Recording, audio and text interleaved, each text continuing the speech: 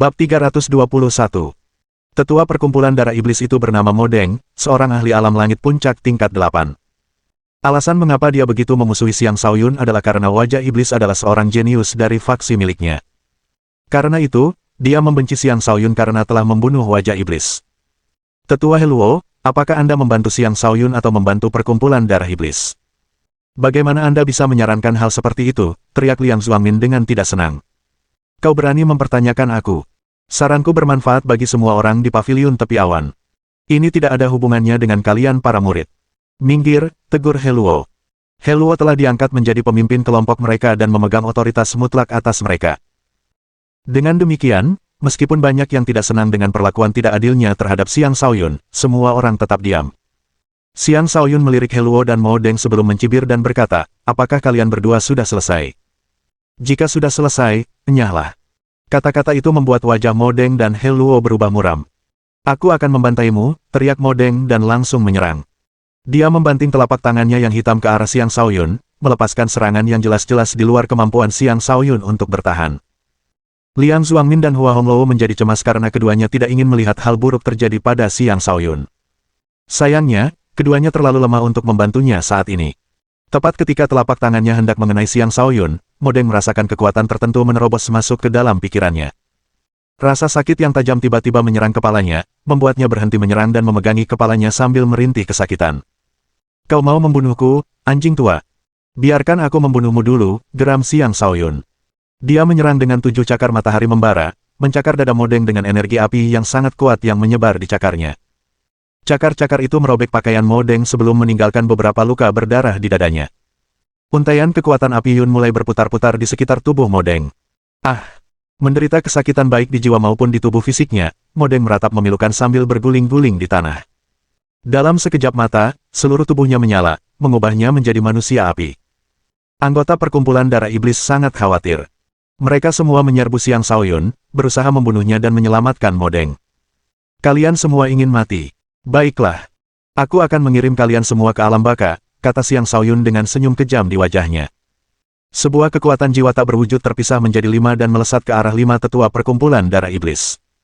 Serangan itu menghantam jiwa mereka secara bersamaan, menyebabkan mereka merasakan sakit yang luar biasa sehingga satu-satunya yang bisa mereka lakukan hanyalah meraung kesakitan.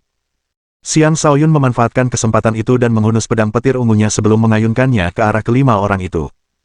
Kilatan cahaya terang melesat di udara, dan 5 kepala terpisah dari tubuh mereka. Kelima mayat tanpa kepala itu roboh ke tanah, membentuk genangan darah di bawahnya. Seluruh area menjadi hening saat semua orang menyaksikan dengan tercengang dan tak percaya, mata mereka terbelalak lebar. Seorang kultivator alam transformasi muda telah memenggal 5 kepala alam langit dengan satu tebasan. Apakah itu nyata? Semua orang menggosok mata mereka berulang kali, merasa sulit untuk mempercayai apa yang mereka lihat. Namun, betapapun mereka mengusap mata mereka, kelima mayat itu tetap ada. Kebenaran terungkap tepat di depan mereka. Adapun Modeng, dia telah dibakar hidup-hidup hingga menjadi abu. Dengan demikian, semua tetua yang dikirim ke sini dari perkumpulan darah iblis telah mati. Ketika semua orang menatap Xiang Shaoyun lagi, mata mereka dipenuhi rasa hormat sementara napas mereka menjadi terburu-buru. Beberapa menjadi cemas, terutama Heluo yang telah menginjak Xiang Shaoyun saat ia terjatuh sebelumnya. Seluruh tubuhnya menjadi dingin, seolah-olah ia memasuki gua es, ia merasa sangat buruk. Ini tidak benar. Bagaimana mungkin dia sekuat itu? Heluo berteriak dalam hati. Setelah berurusan dengan para tetua perkumpulan darah iblis, tatapan Xiang Shaoyun tertuju pada Heluo. Niat membunuh yang kuat terpancar darinya saat dia berkata, anjing tua, datang dan terima kematianmu. Tidak, kau tidak bisa membunuhku. Aku adalah tetua tingkat tinggi dari paviliun dalam. Lagi pula, kita tidak punya perselisihan, kata Heluo sambil mundur berulang kali. Dia benar-benar kehilangan keberaniannya. Tentu, aku bisa mengampunimu. Tapi kau harus bersujud padaku dan meminta maaf, kata Xiang Shaoyun. Itulah yang Heluo inginkan agar Xiang Shaoyun lakukan sebelumnya. Tapi sekarang, Xiang Shaoyun malah membuatnya melakukan hal yang sama. Dengan kata lain, itu adalah pembalasan dendamnya. Aku. Heluo memasang ekspresi yang tidak menyenangkan. Setelah ragu sejenak, dia terbang ke langit dan tertawa terbahak-bahak sebelum berkata, Xiang Shaoyun, dasar bajingan. Pertama, kau tidak menghormati orang yang lebih tua. Dan sekarang, kau bahkan ingin membunuhku. Setelah kembali ke paviliun tepi awan, aku akan meminta kepala paviliun untuk mengusirmu dari paviliun. Setelah mengatakan itu, dia berbalik dan melarikan diri. Dia yakin bahwa meskipun Xiang Shaoyun memiliki beberapa teknik pembunuhan rahasia, dia tidak akan mampu mengejarnya dalam hal kecepatan. Lagi pula, Xiang Shaoyun hanyalah kultivator alam transformasi. Kau pikir kau bisa lolos dariku? Sungguh naif, kata Xiang Shaoyun sambil mencibir. Semburan kekuatan jiwa keluar dari kepalanya dan langsung menghantam kepala Heluo. Diiringi ratapan, Heluo jatuh ke tanah. Xiang Shaoyun maju dan melompat ke arahnya sebelum mengayunkan pedang petir ungu di pinggangnya. Speed. Tubuh Heluo terbelah menjadi dua, darahnya berceceran di mana-mana. Wajah Xiang Shaoyun berlumuran darah, tampak seperti dewa kematian yang mengerikan. Ada lagi yang mau membalas dendam padaku. Ayo, kata Xiang Shaoyun setelah menyekan noda darah di wajahnya. Saat ini, dia seperti seorang raja muda, dominasinya menyebar ke seluruh wilayah. Tak seorang pun berani melawannya. Di antara kelompok paviliun tepi awan, anak petir sangat terkejut saat dia berpikir dalam hati, bagaimana dia bisa sekuat ini. Apakah dia telah mencapai alam langit sejak lama? Atau apakah dia semacam orang tua aneh yang telah mendapatkan kembali masa mudanya dan baru sekarang menunjukkan kekuatan sebenarnya? Pikiran yang sama terlintas di benak banyak orang, termasuk Wulong Fei dan peri iblis, yang pernah bertarung melawan Xiang Shaoyun. Jika tidak, mereka tidak akan mengerti mengapa Xiang Shaoyun mampu melawan mereka berdua sendirian di negeri mata air jiwa. Sayangnya, mereka semua salah. Tak satu pun dari mereka tahu bahwa makhluk aneh seperti hantu pemangsa itu ada di dalam kepala Xiang Shaoyun. Benarkah ini kakak Yun? Dia sangat kuat, seru Liang Zuangmin dengan takjub. Ya, dia tiba-tiba terasa sangat jauh, kata Hua Honglou, tiba-tiba merasa minder saat berhadapan dengannya. Banyak kultivator alam kenaikan naga sedang menuju ke sini, kata hantu pemakan tiba-tiba kepada Xiang Shaoyun. Kaisar, apakah mereka akhirnya tiba? Xiang Shaoyun tiba-tiba mendapat firasat buruk. Pergi. Dia memutuskan untuk melarikan diri. Sayangnya, sebelum dia sempat melakukan itu, orang-orang itu tiba, berhenti di langit di atas mereka. Bab 322. Sebelum orang-orang sempat membicarakan apa yang baru saja terjadi, sekelompok ahli telah muncul di atas mereka. Masing-masing dari mereka menunggangi binatang iblis yang perkasa, raungan binatang itu menggema di udara seperti guntur. Aura binatang-binatang itu sangat ganas, menyebabkan para murid muda di bawah mereka gemetar tak terkendali. Beberapa yang lebih penakut bahkan berlutut di tempat karena takut. Siapa mereka? Mereka terasa sangat kuat. Apakah semua tunggangan itu milik Raja Iblis? Tidak, mereka lebih mirip Kaisar Iblis. Apakah orang-orang ini berasal dari salah satu negara adidaya yang kebetulan lewat di sini? Tidak, lihat, mereka mendarat di sini. Aku bahkan tidak bisa bernapas lagi. Tekanannya sangat luar biasa. Xiang Shaoyun mengangkat kepalanya dan dengan sekali pandang, pupil matanya menyempit. Dalam hati, dia menghela napas, akhirnya, mereka datang. Entah mengapa, dia tidak merasa ingin melarikan diri lagi ketika melihat mereka. Bukan karena dia tidak berpikir dia bisa melarikan diri. Melainkan, dia merasa sudah waktunya dia menghadapi masa lalunya lagi. Meskipun dia masih begitu kecil dan lemah di hadapan mereka, dia tidak lagi takut pada mereka. Hal terburuk yang bisa terjadi padanya hanyalah kematian.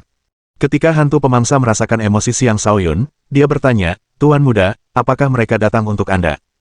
Xiang Shaoyun menjawab, ya, para pengkhianat ini datang untukku. Jika memang demikian, keadaan akan menjadi sangat merepotkan, kata hantu pemakan dengan cemas. Dia telah membantu Xiang Shaoyun mengalahkan para ahli alam langit dengan kekuatan jiwanya, tetapi Kaisar jauh lebih sulit dihadapi sebagai lawan, terutama Kaisar tingkat lanjut. Lagi pula, dia sudah tidak memiliki tubuh lagi. Dia tidak mampu menghabiskan kekuatan jiwanya tanpa batas karena itu akan mengakibatkan jiwanya layu. Jika itu terjadi, dia mungkin tidak akan bisa mendapatkan tubuh baru di masa depan. Para pendatang baru itu tak lain adalah grup Linggu Haonan. Linggu Haonan mengamati kerumunan dengan mata tajamnya. Seketika, ia menemukan Xiang Shaoyun. Tatapan semua orang di belakangnya juga tertuju pada Xiang Shaoyun. Xiang Shaoyun merasakan banyak kehadiran yang menekannya dari segala arah, tekanan itu mencekiknya. Matanya memerah karena marah saat ia mengepalkan tinjunya begitu erat hingga kuku-kukunya menancap ke telapak tangannya, darah menetes dari tinjunya. Satu persatu, adegan-adegan dari masa lalunya terputar kembali dalam pikirannya. 3 tahun lalu, dia dikhianati di Sekte Ziling. Dibatian memaksanya untuk menyerahkan kunci zona terlarang sekte tersebut. Dia menolak, mengakibatkan para tetua yang setia kepada ayahnya dibunuh satu persatu. Tak satu pun dari teman-temannya yang tumbuh bersamanya selamat. Satu demi satu, mereka mati di hadapannya sementara dia hanya bisa menyaksikan tanpa daya. Jika para pengawal yang ditinggalkan ayahnya tidak muncul untuk membantunya, dia pasti sudah terbunuh saat itu juga. Namun, Harga yang harus dibayar untuk menyelamatkannya hampir memusnahkan kelompok pengawal tersebut.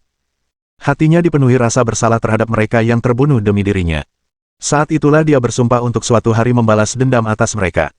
3 tahun telah berlalu, namun ia masih tampak begitu tak berdaya di hadapan para pengkhianat ini. Hal itu memenuhi hatinya dengan kebencian dan kemarahan.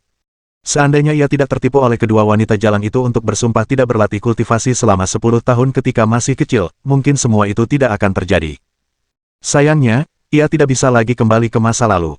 Satu-satunya yang bisa ia lakukan adalah terus hidup dan menjadi kuat. Kau sangat sulit ditemukan, tuan muda tersayang, kata Linggu Haonan. Mereka mendarat di hadapan Xiang Shaoyun, semuanya mencibir padanya.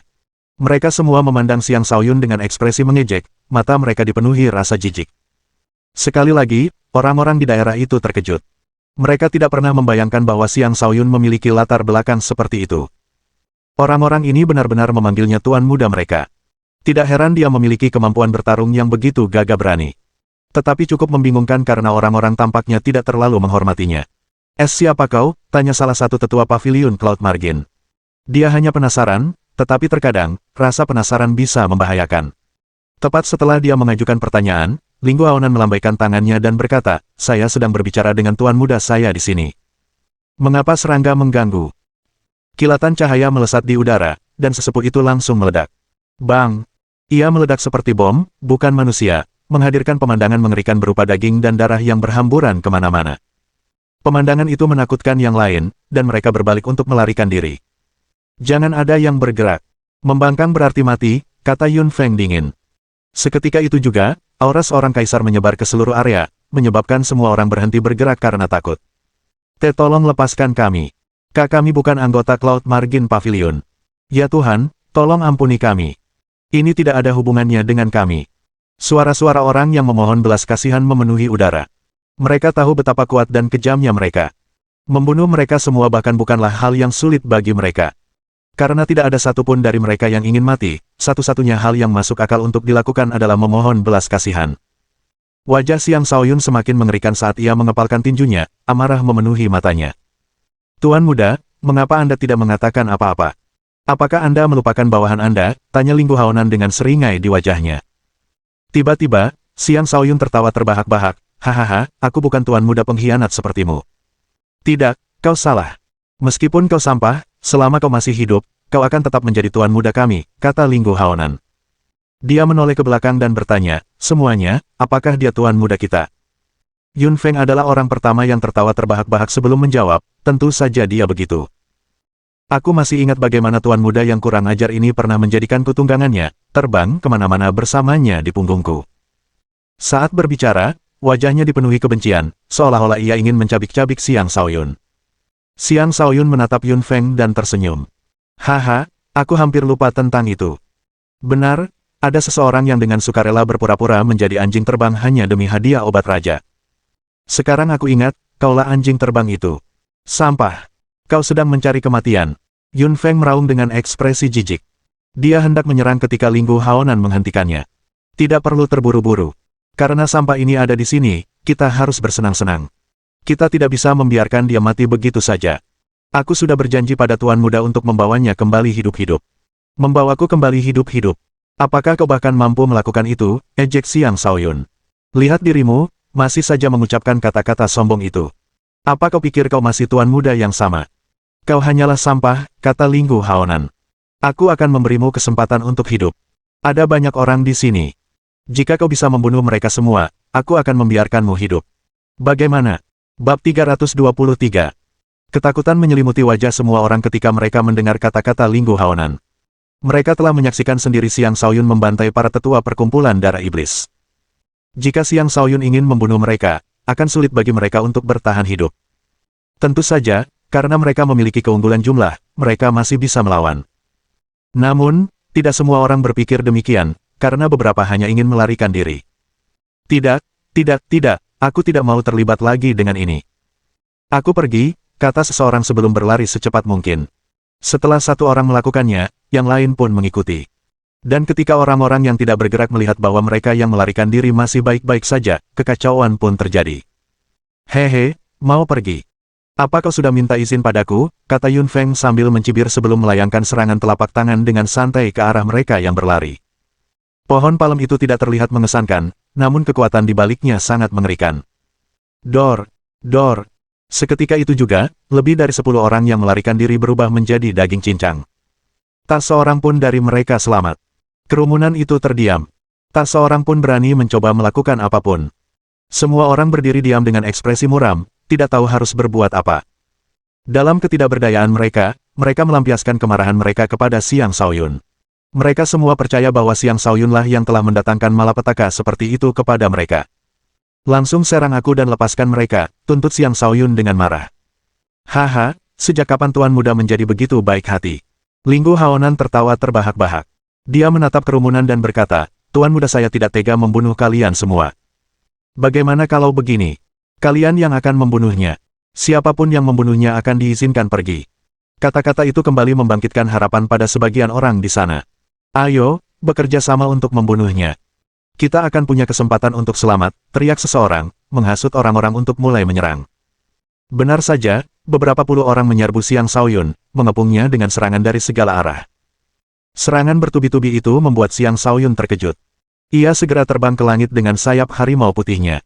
Kau sudah gila. Bahkan setelah membunuhku, mereka tidak akan mengampunimu, teriak Xiang Shaoyun. Tapi jika kau tetap hidup, kami pasti akan mati. Kumohon, beri kami kesempatan untuk hidup. Aku tidak mau mati, teriak seseorang sebagai tanggapan. Benar sekali. Xiang Shaoyun, kau tidak bisa meminta kami semua untuk mati bersamamu. Itu tidak adil, teriak orang lain. Melihat keputusasaan di mata mereka, Xiang Shaoyun diliputi rasa bersalah. Mereka hanyalah orang-orang yang tidak bersalah yang telah terlibat karena ulahnya. Lebih penting lagi, kakak laki-lakinya Liang Zuangmin, Hua Honglou, dan yang lainnya juga ada di sini. Dia tidak bisa begitu saja meninggalkan mereka di sini untuk mati. Cek-cek, sungguh mengejutkan. Sampah sepertimu ternyata cukup mampu, ya. Mampu terbang di alam transformasi. Dari kelihatannya, kau mungkin juga seorang raja perang. Sayang sekali, desah Linggu Haonan, yang mampu melihat kelemahan kekuatan Xiang Shaoyun. Dia menyadari bahwa ketika Xiang Shaoyun terpaksa melarikan diri dari sekte, dia hanyalah seorang kultivator alam dasar tingkat 3. Dalam waktu singkat 3 tahun, dia telah menjadi raja perang. Itu adalah kecepatan pertumbuhan yang mengesankan.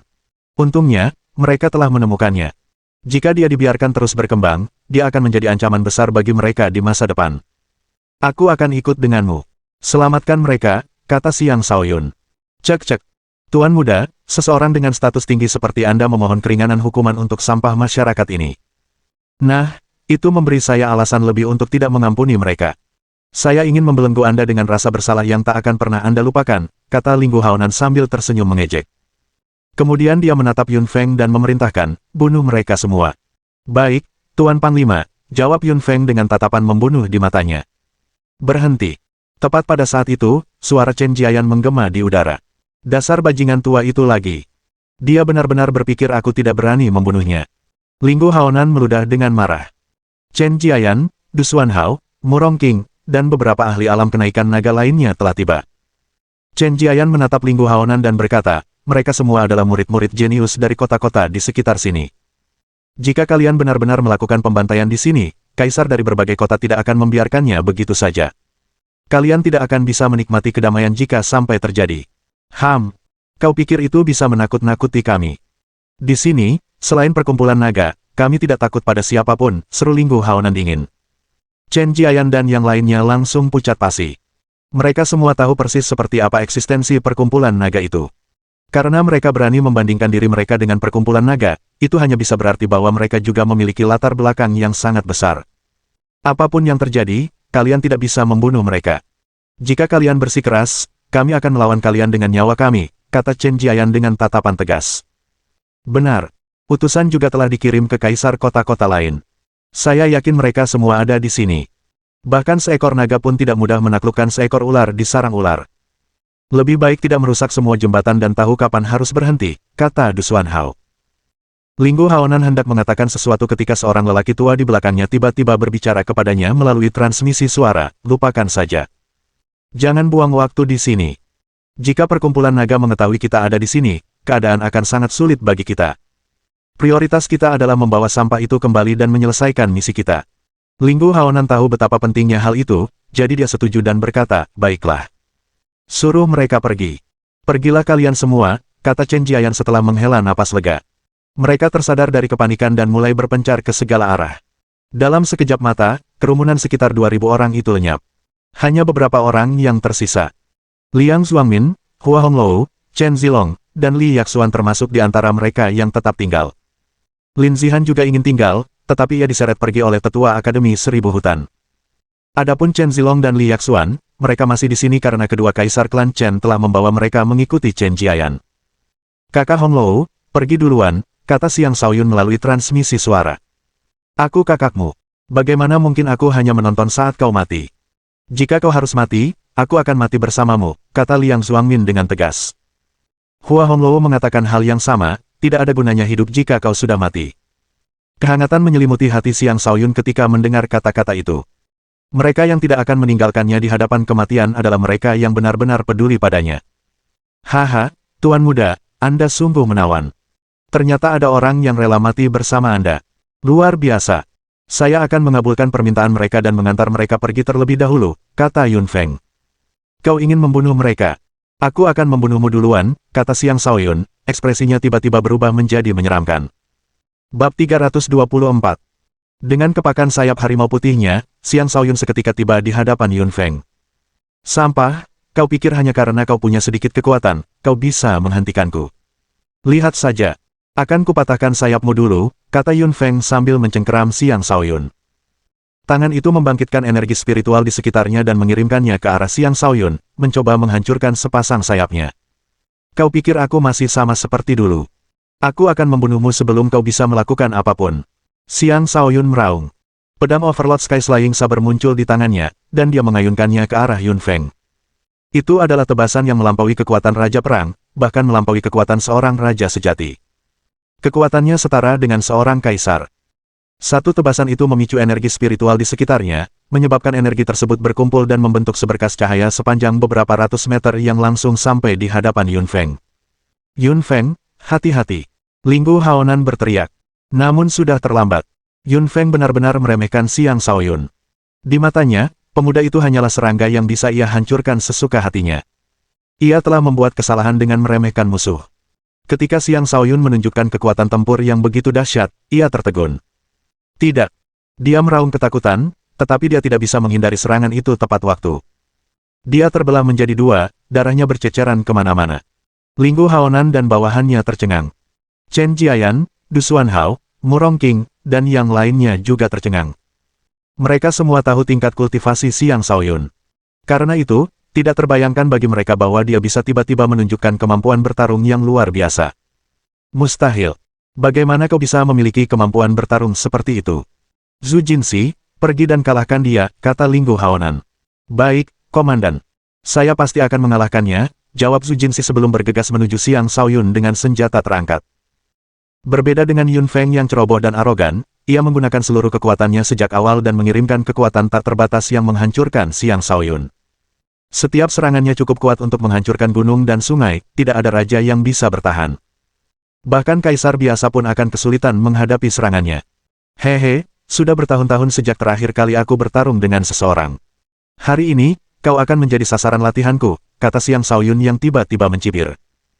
Selanjutnya, tubuhnya berkelebat, dan setelah menciptakan serangkaian bayangan, ia menerobos pengepungan serangan Zhu Jinxi. Ia tiba di belakang Zhu Jinxi dan menebas pedangnya ke bawah, mengirimkan energi pedang yang dahsyat yang tidak kalah kuat dari serangan Zhu Jinxi. Kelincahan yang ditunjukkan Xiang Shaoyun adalah sesuatu yang sulit ditandingi oleh siapapun. Zhu Jinxi dibuat ketakutan. Dia segera berbalik dan membanting palunya ke arah Xiang Shaoyun. Jatuhnya meteor. Zhu Jinxi tidak menunjukkan belas kasihan, melancarkan serangan palu yang mengerikan yang mirip dengan meteor yang jatuh. Namun, energi pedang Xiang Shaoyun sangat aneh, bergerak dengan lintasan yang sangat harmonis yang mampu mengurangi kekuatan, dan mengurangi kekuatan serangan Zhu Jinxi lebih dari setengahnya. Kemudian, energi itu melewati serangan palu dan menebas lengan Zhu Jinxi. Bahkan aura setingkat kaisar milik Zhu Jinxi pun tak mampu menghentikan serangan Xiang Shaoyun. Begitu saja, lengannya terputus dari pergelangan tangan oleh pedang pembunuh langit penguasa, menyebabkan darah berceceran di mana-mana. Zhu Jinxi terpaksa mundur sambil memegangi pergelangan tangannya yang terputus. Dia sudah kehilangan lengannya, jadi dia tidak bisa melanjutkan pertarungan melawan lawannya.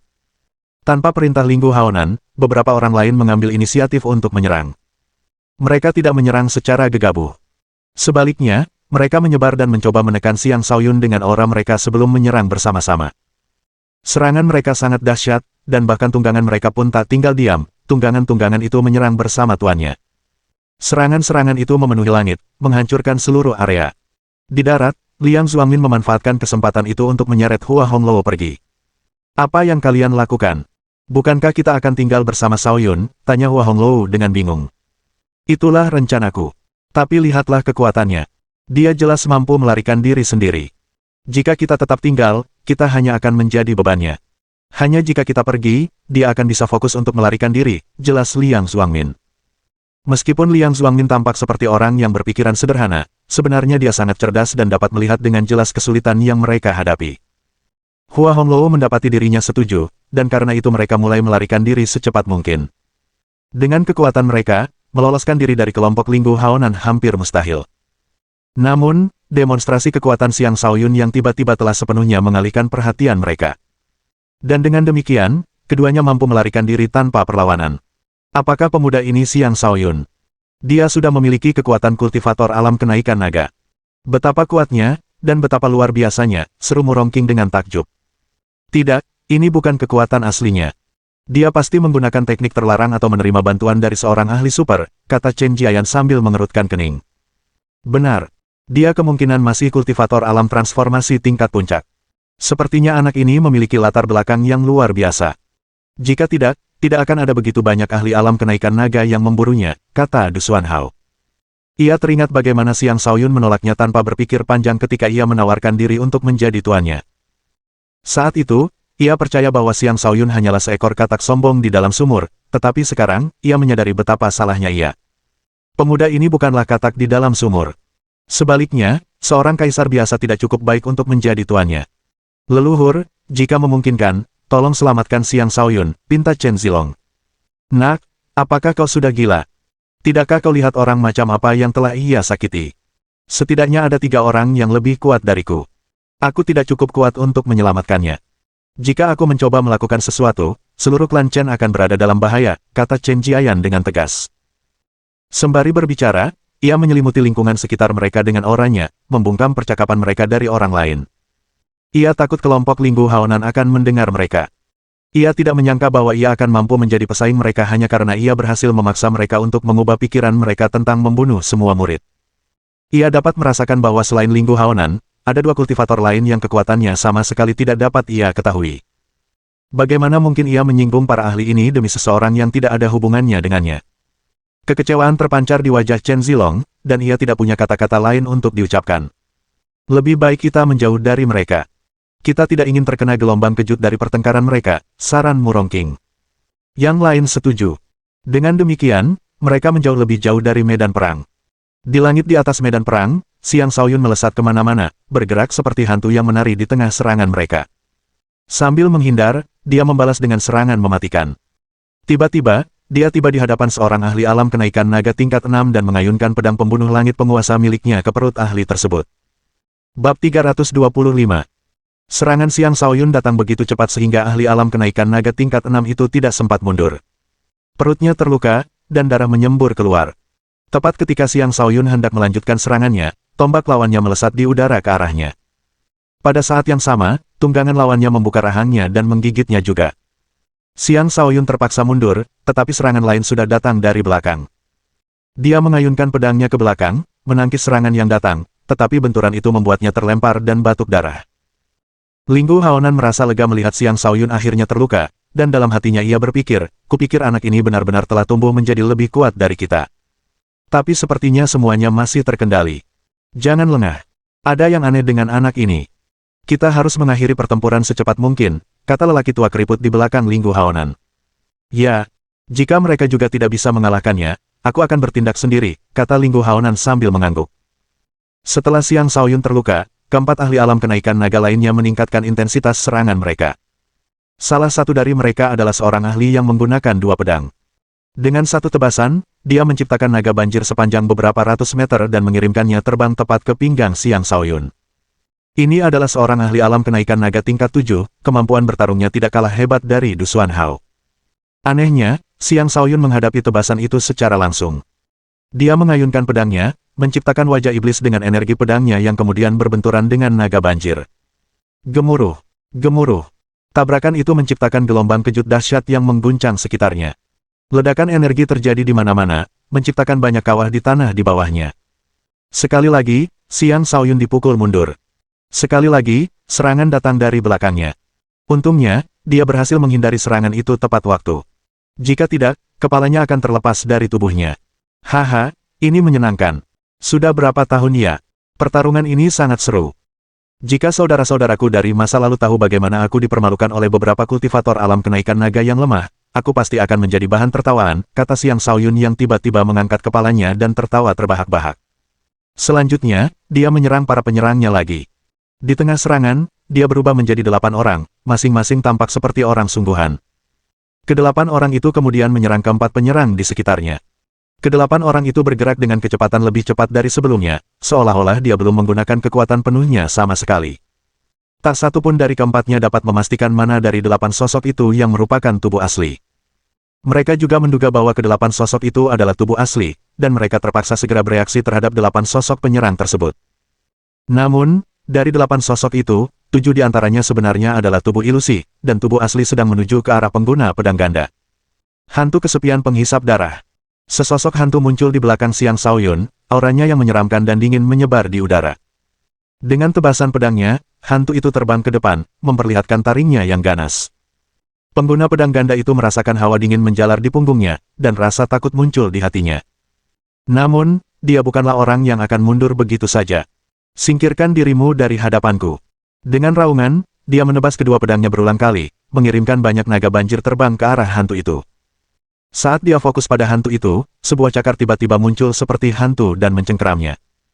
Cakar pembunuh hantu. Cakar itu mirip dengan cakar mengerikan yang muncul dari neraka, muncul tepat di bawahnya dari sudut yang sulit ditangkis oleh banyak orang. Pengguna pedang ganda itu tidak melihat serangan itu datang. Cakar itu mencengkeramnya dan menyeretnya ke bawah, seolah-olah akan menyeretnya ke neraka. Situasinya tidak membaik. Linggu Haonan memperhatikan pertarungan itu. Dia segera bergegas mendekat dengan pedang rubah peraknya, mencoba menyelamatkan rekannya. Sayangnya, ia sudah terlambat. Xiang Shaoyun mengangkat pedangnya tinggi-tinggi, bersiap untuk menebas kepala pengguna pedang ganda itu. Bang! Kepala pengguna pedang ganda itu tak berdaya, dan begitu saja, tebasan pedang menghancurkan kepalanya. Kemudian, Xiang Shaoyun tiba-tiba membuka mulutnya, langsung melahap jiwa kultivator yang baru saja mati itu. Setelah melakukan itu, Xiang Shaoyun tampak sangat bersemangat. Senyum lebar dan puas terbentuk di wajahnya saat dia berkata, jiwa kultivator alam kenaikan naga itu bagus. Ini seperti tonik berharga untuk diriku saat ini. Pada saat itu, serangan Linggu Haonan juga telah tiba di belakang Xiang Shaoyun. Jika dia tidak mampu menghindari serangan itu tepat waktu, dia akan terbelah menjadi dua. Tepat sebelum serangan itu mengenai sasaran, dia sekali lagi bergerak seperti hantu dan menghindari serangan itu sebelum menyerbu ke arah para ahli alam kenaikan naga yang telah menyerangnya sebelumnya. Dia memilih yang terlemah dari 5 penyerang yang tersisa. Orang ini hanyalah kultivator alam kenaikan naga tingkat 5, lawan yang dapat dengan mudah dia hadapi. Orang itu merasakan kedatangan Xiang Shaoyun dan segera mundur. Saat ia melarikan diri, aura kaisar yang pekat terbentuk di punggungnya dan mendorong pertahanannya hingga puncaknya. Pada saat yang sama, ia mengayunkan senjatanya berulang kali, tidak memberi Xiang Shaoyun kesempatan untuk menyerangnya. Namun Xiang Shaoyun tampak seperti telah disuntik dengan obat-obatan karena kekuatannya kembali pulih sebelum ia mengayunkan pedangnya ke arah targetnya. Pedang itu menembus semua lapisan pertahanan dan menusuk tepat ke dada targetnya, menembus baju zirah kaisar yang dikenakannya. Dengan ratapan, orang itu mencoba melakukan serangan terakhir pada Xiang Shaoyun, berharap menyeretnya hingga mati bahkan saat ia sendiri akan segera mati. Ia mengayunkan pedangnya ke leher Xiang Shaoyun, tetapi Xiang Shaoyun bereaksi dengan gesit dan menggenggam gagang pedangnya, yang masih tertancap di tubuh lawannya, dan mengoyaknya melintasi tubuh lawannya, mencabik-cabiknya hingga berkeping-keping. Darah berhamburan kemana-mana, mewarnai tubuh Xiang Shaoyun menjadi merah, mengubahnya menjadi iblis berlumuran darah yang menakutkan. Gambaran itu, ditambah dengan pemandangan dirinya membuka mulut untuk melahap jiwa lawannya yang baru saja terbunuh, membuat bulu kuduk semua orang merinding. Linggu Haonan tidak melanjutkan pengejarannya terhadap Xiang Shaoyun. Sebaliknya, dia berkata kepada kedua lelaki tua yang belum bergerak hingga saat itu, mari kita serang bersama. Anak ini terasa sangat jahat. Kurasa sesuatu yang jahat telah merasuki tubuhnya. Kedua lelaki tua itu melangkah maju dan akhirnya melepaskan aura mereka, mengungkapkan bahwa mereka adalah ahli alam kenaikan naga tingkat 8. Aura mereka berputar-putar seperti badai, memelintir udara di sekitar mereka. Salah satu dari mereka adalah ahli alam kenaikan naga tingkat puncak ke-8, sementara yang lainnya adalah ahli alam kenaikan naga tingkat akhir ke-8. Keduanya memiliki kekuatan yang sebanding dengan Chen Jiayan.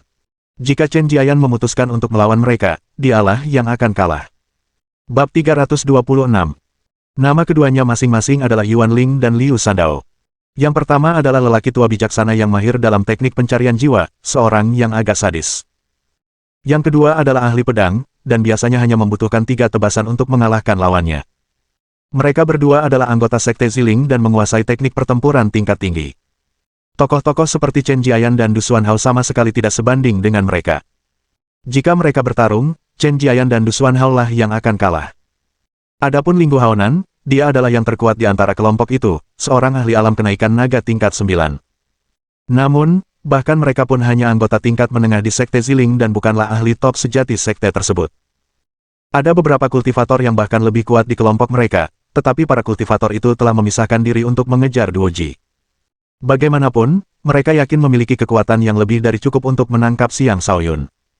Sayangnya bagi mereka, pencarian mereka sama sekali tidak berjalan mulus, menyebabkan mereka kehilangan banyak rekan. Terlebih lagi, transformasi mendadak Xiang Shaoyun telah mengejutkan mereka. Ini benar-benar contoh yang baik dari pepatah, manusia merencanakan, sementara dewa yang menentukan.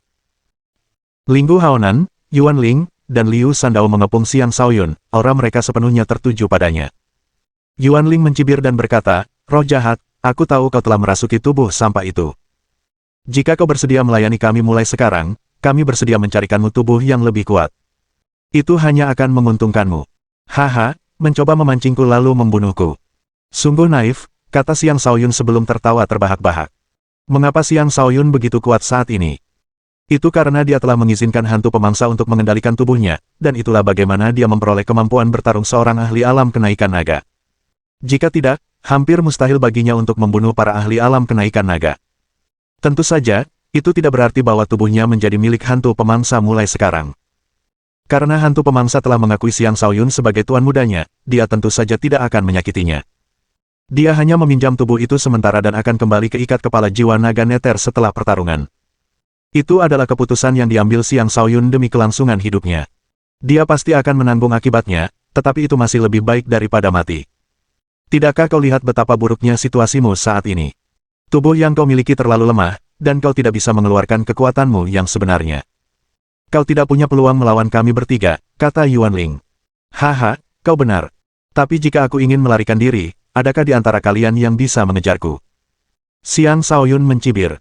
Tiba-tiba, ia melesat dengan kecepatan tinggi dan melesat di udara, lolos dari mereka. Ia dapat merasakan bahwa Liang Zuangmin dan Hua Honglou telah melarikan diri. Tidak ada gunanya untuk terus tinggal. Bergerak seperti hantu, ia melarikan diri dengan kecepatan yang mencengangkan. Dalam sekejap mata, ia berhasil melepaskan diri dari kepungan ketiganya dan melarikan diri ke arah yang berlawanan dengan Liang Zuangmin dan Hua Honglou. Jika kau terus melarikan diri, kami terpaksa akan membunuh orang yang bernama Zhen Peng, kata Yuan Ling sambil meraih sosok tertentu yang sedang beristirahat di atas tunggangannya. Sosok itu tak lain adalah tetua Zhen Peng dari Istana Balai Bela Diri. Saat ini ia tidak sadarkan diri. Dari auranya yang lemah dan tubuhnya yang benar-benar lesu, jelas bahwa Yuan Ling telah melumpuhkannya. Yuan Ling telah menjaga tetua Zhen Peng tetap hidup untuk berjaga-jaga jika situasi seperti ini terjadi. Yuan Ling telah menyelidiki jiwa tetua Zhen Peng dan mengetahui tentang hubungan antara tetua Zhen Peng dan Xiang Shaoyun. Dia tidak berencana untuk mengampuni tetua Zhen Peng, tetapi setelah ragu sejenak, dia tetap memutuskan untuk membiarkannya hidup. Ia berpendapat bahwa meskipun tetua Zhen Peng pada akhirnya tidak akan berguna, ia masih bisa mengubahnya menjadi boneka. Tidak ada salahnya untuk tetap memeliharanya. Melihat tetua Zhen Peng membuat Xiang Shaoyun berhenti. "Tuan muda, kita harus pergi," teriak hantu pemakan dengan cemas. "Tidak, aku tidak bisa membiarkan tetua Zhen Peng mati seperti ini," kata Xiang Shaoyun. "Ini bukan waktunya untuk larut dalam emosi. Aku bukan tandingan mereka bertiga. Jika kau tetap di sini, kau akan mati," kata hantu pemangsa dengan cemas. Dia mengabaikan protes Xiang Shaoyun dan memaksa tubuh itu untuk terus terbang. Namun pada saat itu, tunggangan Ling Guhaonan, rubah perak berekor 7, telah tiba dengan serangan cakar. Xiang Shaoyun tidak dapat menghindarinya tepat waktu. Perisai pertahanan dan baju besinya terkoyak, meninggalkan beberapa luka dalam di punggungnya. Jika dia tidak terus terbang ke depan, serangan cakar itu akan cukup untuk merobek seluruh tubuhnya. Matilah, binatang buas. Sekali lagi, hantu pemangsa menggantikan Xiang Shaoyun. Dengan raungan, dia mengayunkan pedang pembunuh langit penguasa dengan liar, memaksa rubah perak berekor 7 itu mundur. Mari kita lihat bagaimana kau bisa lolos sekarang. Mati. Linggu Haonan pun tiba. Dengan teriakan, dia menyerang dengan segenap kekuatannya, bertujuan untuk membunuh Xiang Shaoyun seketika. Jika dia membiarkan Xiang Shaoyun lolos lagi, dia harus kembali ke sekte dan menerima hukumannya. Harimau mempermainkan rubah. Dia mengayunkan pedangnya, menciptakan rubah energi yang entah mengapa memancarkan aura kaisar harimau yang agung. Lawan manapun akan terpukau oleh kekuatan harimau dan akhirnya terbunuh oleh rubah tersebut. Energi pedang itu membanjiri lingkungan sekitar Xiang Shaoyun, menutup semua jalur pelariannya. Bahkan kecepatan pun tidak akan memungkinkan Xiang Shaoyun untuk melarikan diri sekarang. Linggu Haonan memang sangat kuat dan menakutkan. Menyadari bahwa ia tidak punya cara untuk menghindari serangan itu, Xiang Shaoyun terpaksa menguatkan diri dan mengerahkan seluruh kekuatannya sebelum mengayunkan pedangnya ke arah serangan yang datang. Sebuah wajah iblis dengan taring yang terbuka muncul, tampak seperti akan melahap segala sesuatu yang ada. Gemuruh, gemuruh. Banyak ledakan terjadi di udara, menyebarkan awan-awan di area tersebut. Wajah iblis itu masih terlalu lemah dan akhirnya tercabik-cabik oleh rubah perak. Serangan berlanjut dan langsung menuju Xiang Shaoyun. Xiang Shaoyun bergerak dengan kecepatan maksimal, dan dia hampir berhasil melarikan diri dengan selamat ketika Liu Sandao datang menyerang. Desis, desis, desis. Seketika itu, 3 energi pedang melesat di udara, tiba di arah Xiang Shaoyun pada waktu yang bersamaan. Meskipun ia cepat, ia hanya berhasil menghindari 2 tebasan dan terkena tebasan ketiga. Jika perisai pertahanannya tidak memblokir sebagian besar kekuatan serangan itu, ia pasti sudah tamat. Luka mengerikan terlihat di pinggangnya, dengan darah mengalir deras. Pada saat itu, Yuan Ling juga tiba, melayangkan telapak tangan hitam ke punggung Xiang Shaoyun. Speed. Xiang Shaoyun merasa tubuhnya seperti akan meledak saat ia batuk mengeluarkan banyak darah. Sudah 3 tahun. Akhirnya, aku bisa kembali dengan kepalamu dan menyelesaikan misi ini, kata Linggu Haonan. Kegembiraan terpancar di wajahnya saat ia mengayunkan pedangnya ke leher Xiang Shaoyun. Tepat pada saat itu, sebuah suara merdu terdengar di udara, jangan pernah berpikir untuk membunuh kakakku. Bab 327. Tidak ada yang bisa menghentikanku untuk membunuh sampah ini hari ini, bahkan jika Raja para Dewa ada di sini, seru Linggu Haonan sambil terus mengayunkan pedangnya. Xiang Shaoyun menderita luka parah. Oleh karena itu, bahkan dengan Devouring Ghost yang mengendalikan tubuhnya, tetap saja kecil kemungkinannya dia bisa menghindari serangan tersebut. Sialan, kau ingin membunuh tuan mudaku. Biarkan aku memakanmu. Pada menit terakhir, hantu pemangsa melepaskan kendali atas tubuh Xiang Shaoyun dan menyerang dengan kekuatan jiwanya. Dia pernah menjadi salah satu makhluk terkuat di seluruh wilayah 9 dewa. Dia telah kehilangan tubuhnya, dan jiwanya tidak lagi sekuat dulu, tetapi jika dia memutuskan untuk mengabaikan kehati-hatian dan bertarung dengan segenap kekuatannya, dia masih bisa sangat menakutkan. Ia terbang keluar dari kepala Xiang Shaoyun dan langsung menembus kepala Linggu Haonan. Linggu Haonan sedang terburu-buru untuk membunuh Xiang Shaoyun dan tidak menyangka akan ada serangan jiwa. Karena itu, ia terkejut. Namun itu tidak berarti bahwa Linggu Haonan akan dimangsa oleh hantu pemangsa. Sebaliknya, jiwa mereka sekarang saling bertarung di dalam kepala, dan pemenang akhirnya masih belum diketahui untuk saat ini. Apa yang dilakukan Devouring Ghost berhasil menyelamatkan Xiang Shaoyun dari serangan fatal. Xiang Shaoyun yang terluka parah mulai jatuh dari langit. Jika dia terus jatuh seperti ini, kemungkinan besar dia akan tewas. Pada saat ini, Liu Sandao menyerang lagi, jelas tidak memberi siapapun kesempatan untuk menyelamatkan Xiang Shaoyun. Namun, sedikit waktu tambahan yang diberikan Devouring Ghost kepada Xiang Shaoyun sudah cukup bagi para pendatang baru untuk menyelamatkannya. Kau berani melukai tuan mudaku. Mati. Suara menggelegar Duoji menggema di udara saat telapak tangan besar muncul entah dari mana dan menghantam Liu Sandao. Telapak tangan itu seolah menembus ruang angkasa dan tiba tepat di depan pedang Liu Sandao. Sebelum Liu Sandao sempat bereaksi, ia terhempas seperti lalat. Baik dia maupun tunggangannya terhempas ke tanah. Bang! Saat debu mereda, sebuah kawah besar telah muncul di tanah. Adapun Liu Sandao, yang tersisa hanyalah tumpukan daging cincang. Tidak jauh dari situ, Yuan Ling gemetar ketakutan sambil berteriak, "Itu Duoji, si bajingan tua itu."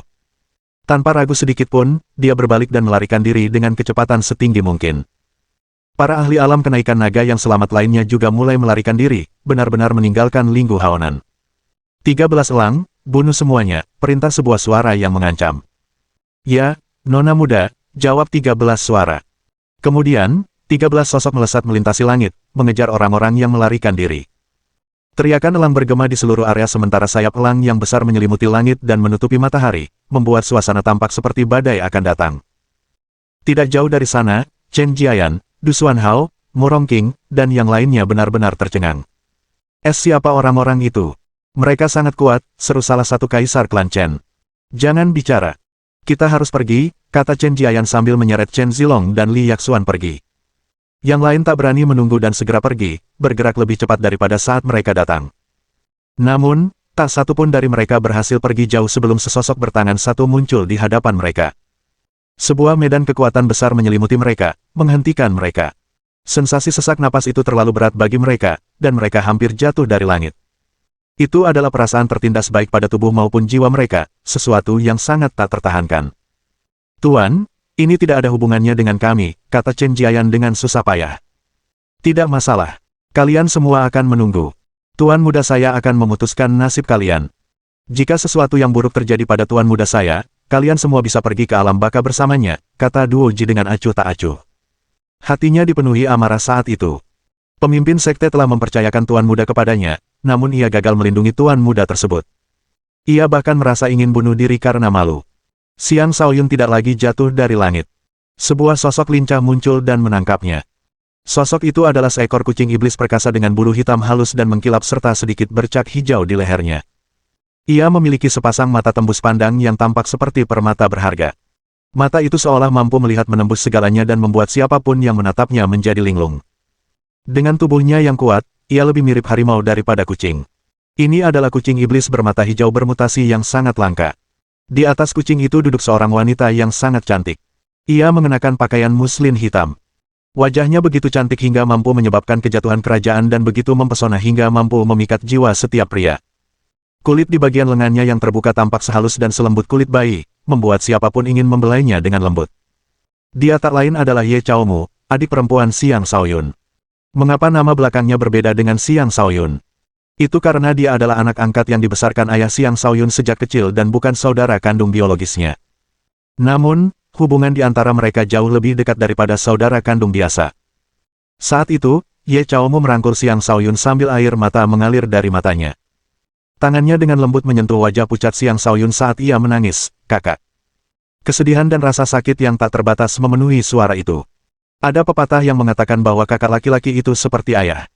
Bagi Ye Chaomu, dia menghormati Xiang Shaoyun seperti seorang ayah dan mencintainya seperti seorang kekasih. Dengan Xiang Shaoyun dalam pelukannya, adegan-adegan dari masa kecil mereka muncul di benaknya satu demi satu. "Kakak, aku lapar sekali. Aku ingin makan buah persik merah kakek Wei. Kelihatannya enak sekali. Dasar rakus. Buah persik itu lebih berharga bagi kakek Wei daripada nyawanya. Tapi karena kau ingin memakannya, meskipun berisiko dimasak hidup-hidup oleh kakek Wei, kakakmu akan mengambilkan buah persik itu untukmu." "Kakak, aku sangat suka bangau terbang itu. Benarkah? Kakakmu akan menyuruh seseorang untuk menangkapnya dan menjadikannya mainanmu." "Kakak, kenapa dadaku jadi gemuk? Aku merasa jelek sekali." "Oh, jangan khawatir. Biarkan kakakmu memijatmu. Kamu tidak akan terlihat jelek lagi." "Kakak, aku tidak mau berlatih kultivasi dengan orang itu. Aku ingin tetap di sisimu. Kita bisa terus membaca, tidur, dan melakukan semuanya bersama. Bukankah itu bagus? Kakakmu juga tidak ingin kau pergi, tetapi menurut ayah, orang itu sangat kuat dan terkenal. Pergilah berlatih bersamanya. Di masa depan, kau akan cukup kuat untuk menjinakkan binatang buas untuk kakakmu. Tapi aku harus pergi setidaknya selama 5 tahun. Aku takut kakakku akan melupakanku saat itu. Aku akan sangat sedih jika itu terjadi. Jangan khawatir. Sekalipun kakakmu melupakan semua orang di dunia, aku tidak akan melupakan mumu kecilku." Bab 328. Air mata Ye Chaomu menetes ke wajah Xiang Shaoyun. Merasakan dinginnya air mata itu, Xiang Shaoyun sedikit membuka matanya.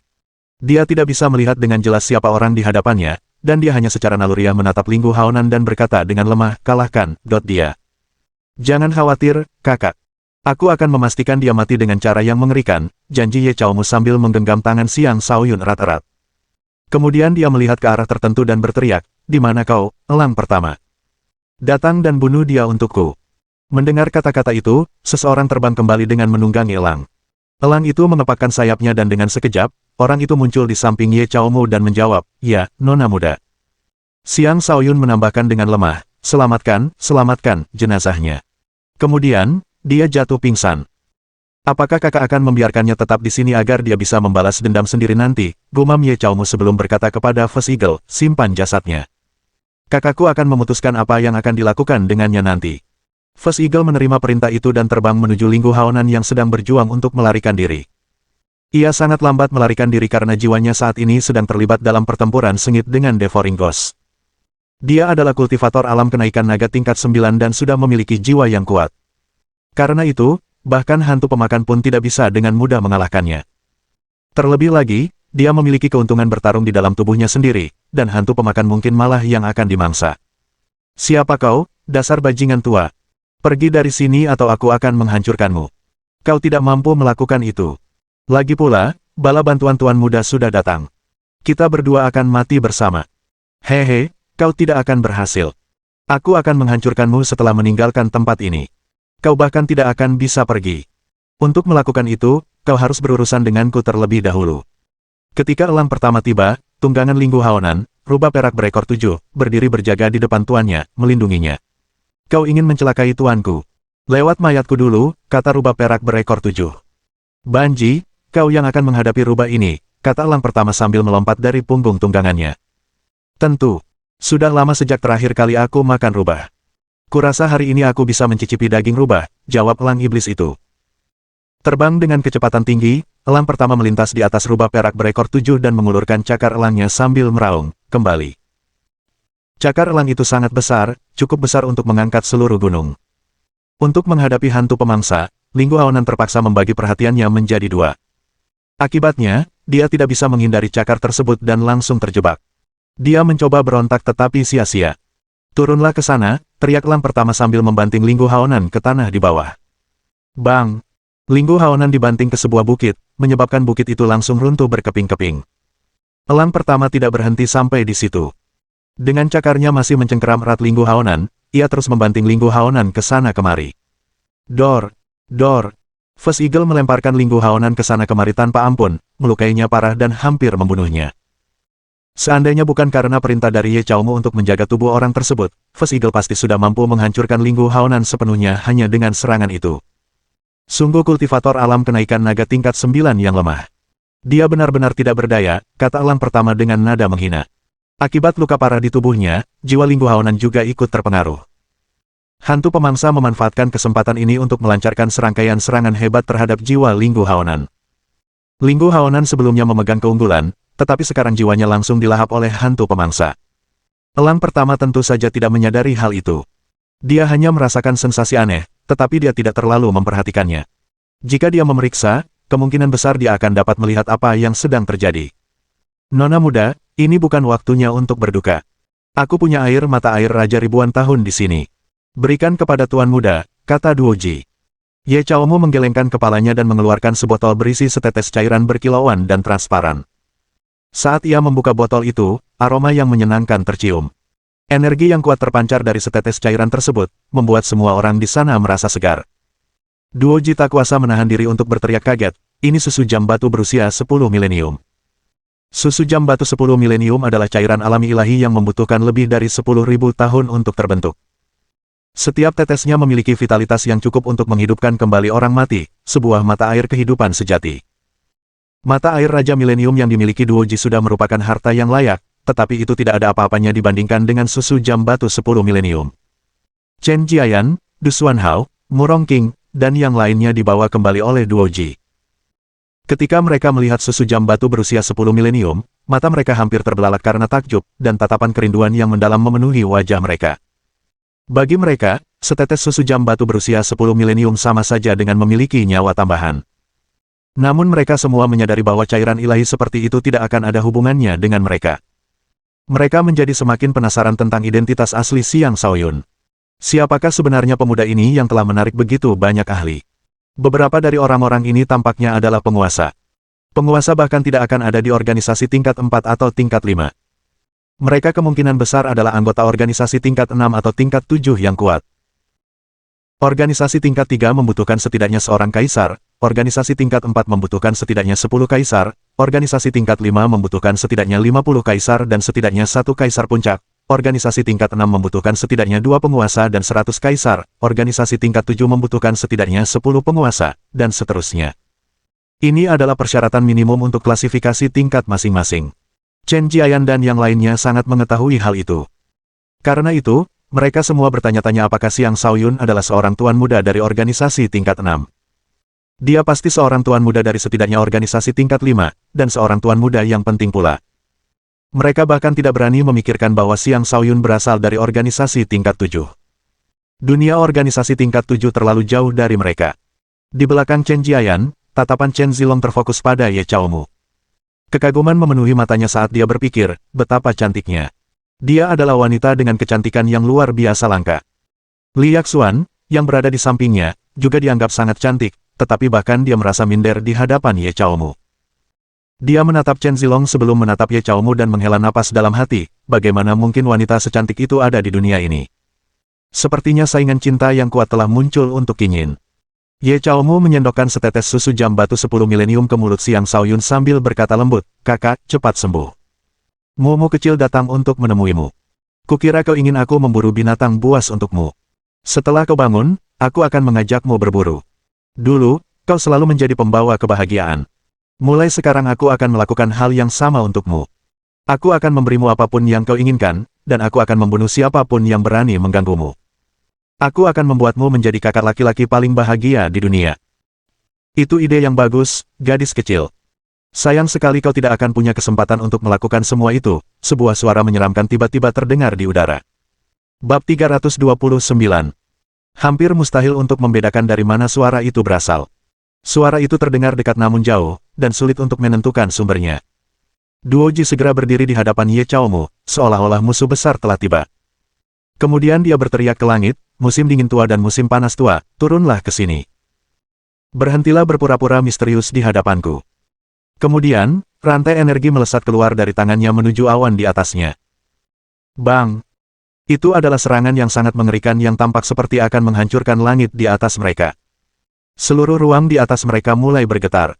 Tiba-tiba, dua sosok muncul dari awan. Setelah menghindari serangan Duoji, mereka menampakkan diri di hadapan orang-orang di sana. Dari keduanya, yang satu adalah seorang lelaki tua berjubah abu-abu dengan rambut dan janggut seputih salju, tubuhnya memancarkan untaian energi es, lelaki tua lainnya mengenakan jubah merah. Ia cukup pendek, dan wajahnya memerah seolah-olah sedang mabuk. Rambutnya juga merah, dan seluruh tubuhnya tampak seperti bola api terang yang sulit untuk dilihat langsung. Keduanya tidak lebih lemah dari Duoji. Mereka adalah para penguasa tingkat akhir yang telah mengejar Duoji. Duoji, kau benar-benar hebat, iya. Kau telah membawa kami dalam pengejaran sia-sia yang panjang ini dan bahkan berhasil membunuh dua saudara kami. Hari ini adalah hari kematianmu, kata musim panas tua. Musim semi, musim panas, musim gugur, dan musim dingin mewakili 4 musim, sekaligus nama dari 4 tokoh terkenal. Dua tokoh sebelumnya adalah es musim dingin dan api musim panas. Dua tokoh lainnya adalah hujan musim semi dan emas musim gugur, tetapi mereka telah dibunuh oleh Duoji saat mereka memburunya. Itulah mengapa Duoji terlihat sangat mengerikan ketika muncul di tempat Ye Chaomu. Jika keempat pengejarnya tidak berpisah untuk mencarinya, dia bahkan tidak akan memiliki kesempatan untuk membunuh salah satu dari mereka. Dari keempatnya, Old Inter dan Old Summer adalah yang terkuat. Dengan kemunculan mereka berdua di sini, Duoji merasakan tekanan yang sangat besar. Hari ini, kau akan menemui saudara-saudaramu di alam baka. Duoji mendengus dingin dan menuangkan seteguk minuman keras ke mulutnya. Setelah meneguk minuman keras itu, aura kepahlawanan terpancar darinya saat dia tertawa terbahak-bahak dan berkata, "Anjing-anjing di Batian, hari ini aku akan membasmi kalian." Lalu dia melesat ke langit dan menyerang. Kami tidak pernah takut padamu bahkan ketika kau berada di puncak kekuatanmu. Sekarang kau hanya memiliki satu lengan tersisa, kau bermimpi jika kau masih berpikir bisa mengalahkan kami, kata Old Summer sebelum berubah menjadi bola api dan menyerang Duoji. Dor! Seketika itu, banyak ledakan energi meletus di langit, seolah-olah bencana alam sedang terjadi. Awan bergolak di mana-mana, seluruh langit tampak bergetar. Labu yang digunakan Duoji untuk menyimpan minuman keras berubah menjadi sebesar gunung dan menghantam Summer Flame seolah-olah itu adalah senjata. Kekuatan yang terkandung dalam hantaman itu cukup untuk meratakan seluruh pegunungan. Tidak ada kultivator alam kenaikan naga yang mampu bertahan melawan serangan seperti itu. Begitulah dahsyatnya kekuatan seorang ahli alam fondasi jiwa tingkat akhir. Adapun Summer Flame, dia memegang medali api, dan seperti dewa api, dia memerintahkan lautan api, mengirimkannya ke arah Duoji. Serangan mereka berbenturan berulang kali, menghadirkan pemandangan mengerikan yang membuat jantung orang-orang di sana berdebar kencang. Itu adalah pertempuran antara para ahli tingkat atas. Sejujurnya, kami tidak terlalu peduli untuk menangkap anak itu. Tapi karena anak itu gagal dalam misinya, aku akan menyelesaikan misi ini. Dengan begitu, aku bisa menyingkirkan masalah di masa depan bagi pemimpin sekte, kata Interfrost sebelum meraih Xiang Shaoyun yang berada di pelukan Ye Chaomu. Namun sebelum ia bisa mencapai Xiang Shaoyun, Duoji mengirimkan gumpalan energi lain yang melesat ke arahnya, menghentikannya agar tidak bisa menyentuh Xiang Shaoyun. Kau ingin mendapatkan tuan mudaku? Lewat mayatku dulu. Duoji meraung. Duoji, karena kau sangat ingin mati, aku akan mengirimmu ke alam bakat terlebih dahulu, kata Interfrost sebelum membanting kedua telapak tangannya ke arah Duoji. Salju bergelombang. Saat telapak tangannya menghantam ke depan, sekitarnya langsung berubah. Salju berjatuhan dari langit dan berubah menjadi badai salju yang menerjang Duoji. Api yang memscorching dan embun beku yang menusuk tulang menyerang Duoji secara bersamaan, membuatnya sangat kesulitan. Pada masa jayanya, Duoji mungkin tidak takut kedua orang ini bekerja sama melawannya. Namun, kehilangan satu lengan sangat memengaruhi kekuatan tempurnya. Karena itu, menghadapi keduanya sekaligus sangat sulit bagi dirinya saat ini. Pada saat itulah 13 elang kembali dengan Yuan Ling dan yang lainnya yang telah ditangkap. 13 elang, bantu dua penjaga Ji dan bunuh kedua bajingan tua itu, perintah Ye Chaomu setelah mendarat di tanah bersama Xiang Shaoyun. Baik, Nona muda. 13 elang menuruti setiap perintah Ye Chaomu. Meskipun mereka tidak sekuat 3 orang di langit, mereka tetap menyerbu tanpa rasa takut. Namun, mereka tidak serta-merta menyerbu medan perang dengan gegabah. Sebaliknya, mereka bergerak dalam formasi unik, bergerak seolah-olah mereka adalah satu kesatuan, menciptakan aura yang menakjubkan saat 13 sumber energi menyatu menjadi seekor elang iblis raksasa. Elang itu melayang ke langit langsung menuju kedua lelaki tua itu. Seekor kunang-kunang kecil berani menantang matahari dan bulan. Kau terlalu percaya diri, kata Summer Flame sebelum mengarahkan medali apinya ke arah mereka, mengirimkan gumpalan api yang menghantam mereka. Gemuruh. Gemuruh. Gumpalan api menghantam elang raksasa itu, dan terjadilah ledakan dahsyat yang mengguncang dunia. Gelombang kejut energi yang tak terhitung jumlahnya menyebar kemana-mana, menghancurkan banyak gunung dan mengubah banyak tumbuhan menjadi abu. Chen Jiayan, Du Xuanhao, dan yang lainnya menjauhkan diri sejauh mungkin. Tak seorang pun dari mereka berani tinggal di belakang karena takut terbunuh oleh gelombang kejut acak dari pertempuran. Adapun Ye Chaomu, dia tetap teguh bersama Xiang Shaoyun. Ketika gelombang kejut mencapai dirinya, sebuah penghalang energi yang tak terlukiskan muncul di sekelilingnya untuk melindungi dirinya dan Xiang Shaoyun. Di sisi lain, 13 elang menderita kerugian besar akibat serangan itu. Mereka lebih lemah dari Summer Flame, dan satu serangan saja sudah cukup untuk melukai mereka dengan parah. Dari 13 elang, hanya elang pertama, elang kedua, dan elang ketiga yang telah mencapai alam fondasi jiwa. Namun, mereka baru berada di tahap pertama dan kedua dari alam tersebut. Adapun 10 lainnya, mereka hanyalah kultivator alam kenaikan naga. Bahkan dengan mereka semua bekerja sama, mereka tetap tidak sebanding dengan api musim panas.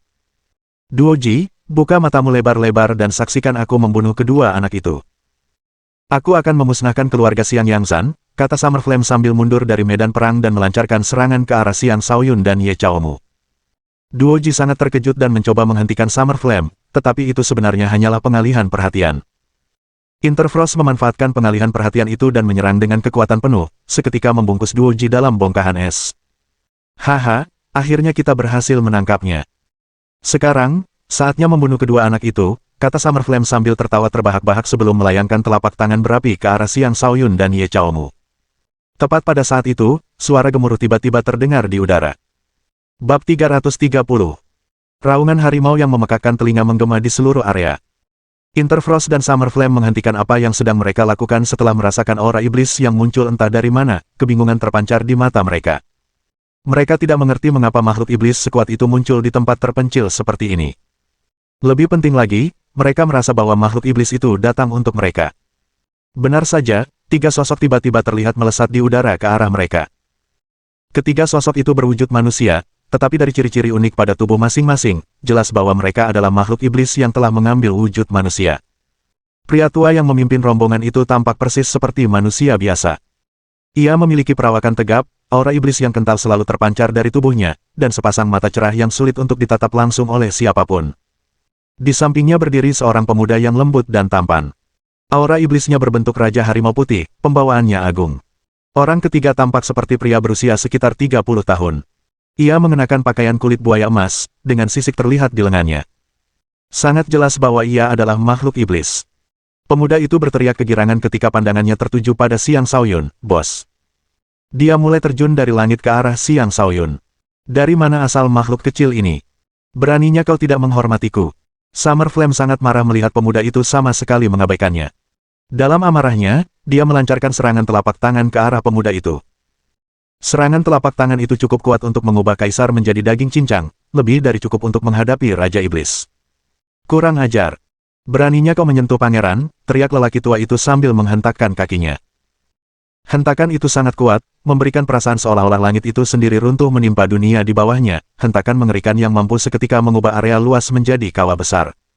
Api musim panas, hati-hati, seru Interfrost memberi peringatan. Namun peringatan itu tidak perlu karena Summer Flame sendiri dapat merasakan betapa mengerikannya serangan itu. Dia dengan cepat membatalkan serangannya dan membalas injakan itu dengan tinju berapi. Tinju berapi itu juga sangat kuat, tampak seperti akan menghancurkan langit. Tinju dan kaki bertabrakan, menciptakan ledakan energi dahsyat yang menyebar ke segala arah, bahkan mencapai jarak 10.000 mil, menghadirkan pemandangan mengerikan seolah-olah dunia akan berakhir. Setelah semuanya tenang, Summer Flame terlihat jatuh dari langit, terinjak-injak ke tanah oleh kaki. Jelas sekali, Summer Flame telah mengalami kekalahan. Bagaimana mungkin? Dari mana datangnya Raja Iblis ini? Interfrost berteriak panik sebelum melancarkan serangannya sendiri terhadap iblis tua itu. Es menutupi kedua telapak tangannya saat dia mengirimkan gelombang embun beku yang mengerikan ke depan, menciptakan banyak kepingan salju dan langsung menurunkan suhu di area tersebut. Dunia es. Interfrost mengolah kekuatan es, dan dia telah mencapai tingkat kultivasi yang cukup tinggi untuk mengubah cuaca. Gelombang es mengelilingi iblis tua itu dan mulai membekukannya. Hanya dengan energi es sebanyak ini kau ingin membekukanku. Jangan mimpi, kata iblis tua itu sambil mendengus. Dia melepaskan aura iblis yang sangat besar, yang menghancurkan es di sekitarnya sebelum dia melayangkan tendangan lain, kali ini ke arah Interfrost. Kali ini serangan itu cukup terlihat sehingga orang-orang dapat melihat bahwa itu sebenarnya adalah kaki gajah yang telah diperbesar secara signifikan. Interfrost segera mengubah posisinya dan menyatukan telapak tangannya untuk membentuk duri es sebelum menusuk kaki gajah itu dengannya. Duri es yang besar itu tampak sangat tajam, seolah-olah pasti akan menembus kaki gajah. Tetapi ketika duri itu benar-benar mengenai kaki gajah, duri itu hancur berkeping-keping.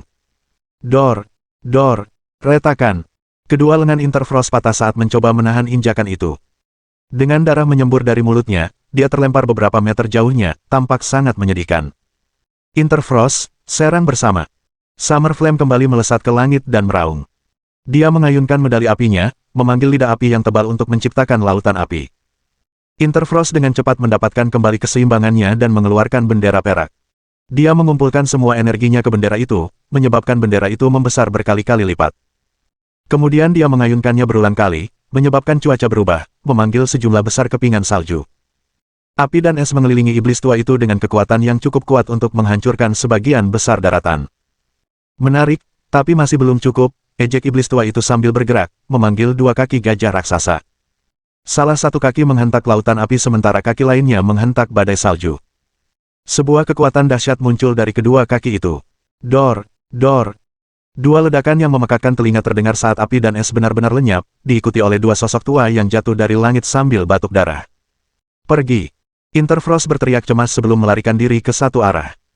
Summer Flame juga tidak lambat, ia dengan cepat melarikan diri ke arah berlawanan, meninggalkan jejak api saat ia terbang jauh. Iblis tua itu tidak repot-repot mengejar. Jika seseorang memperhatikannya, orang akan dapat melihat bahwa kakinya masih dirusak oleh sisa energi api dan es. Lagi pula, mereka cukup mampu, desa iblis tua itu sebelum menjentikkan kedua energi itu dari kakinya. Iblis tua itu memiliki keunggulan mutlak dalam pertarungan, namun kakinya tetap mengalami beberapa luka. Jika bukan karena pertahanan bawaannya yang kuat, luka itu pasti sudah cukup untuk melumpuhkan kakinya. Namun, ia menyadari bahwa kedua lelaki tua itu juga akan mengalami masa sulit. Mereka membutuhkan setidaknya setengah tahun atau bahkan 1 tahun penuh untuk pulih ke kekuatan puncak mereka. Lagi pula, serangan injakan iblis tua itu juga bukan main-main. Bos, si putih kecil datang menemui Anda. Pemuda itu sekali lagi bergegas menghampiri Xiang Shaoyun setelah pertempuran usai. Dia tak lain adalah si putih kecil yang telah mengambil wujud manusia. Saat si putih kecil dan Xiang Shaoyun berpisah di lembah Sungai Emas, si putih kecil telah meninggalkan jejak pada Xiang Shaoyun, membentuk ikatan di antara keduanya. Ketika si putih kecil mengetahui bahwa kelompok Linggu Haonan sedang mengejar Xiang Shaoyun di pegunungan 100 binatang, dia mulai memohon kepada kepala suku untuk mengizinkannya pergi dan mencari Xiang Shaoyun. Awalnya, sang kepala keluarga menolak. Tetapi ia tidak tahan dengan rengekan Little White yang tak kunjung berhenti, sehingga ia memutuskan untuk memberi Little White sebuah misi.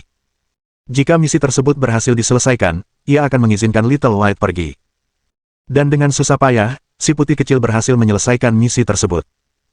Sang patriark sangat menyayanginya, dan karena itu, ia mengirimkan seorang Raja Iblis terkemuka untuk menjadi pengawalnya sementara ia mencari Xiang Shaoyun. Dengan mengandalkan jejak yang telah ia tinggalkan pada Xiang Shaoyun, si putih kecil akhirnya tiba di sini. Untungnya, mereka tiba tepat waktu. Jika tidak, Xiang Shaoyun kemungkinan besar tidak akan selamat. Mohon dukungan dari omom ante-ante sekalian, buat subscribe atau sharekan novel Mimin ke Facebook kalian, agar channel Mimin bisa terus berkembang. Dengan begitu, Mimin bisa lebih semangat untuk up novel seru lain ke depannya. Buat teman-teman yang sudah subscribe dan sharekan novel Mimin, Mimin ucapkan terima kasih sebanyak-banyaknya. Sekiranya teman-teman menghadapi masalah video diputar dalam bahasa Inggris, coba tukar kepada bahasa Indonesia original melalui cara ini. Semasa mendengarkan, pencet tombol setting di atas kanan video, pilih audio track dan tukar bahasa.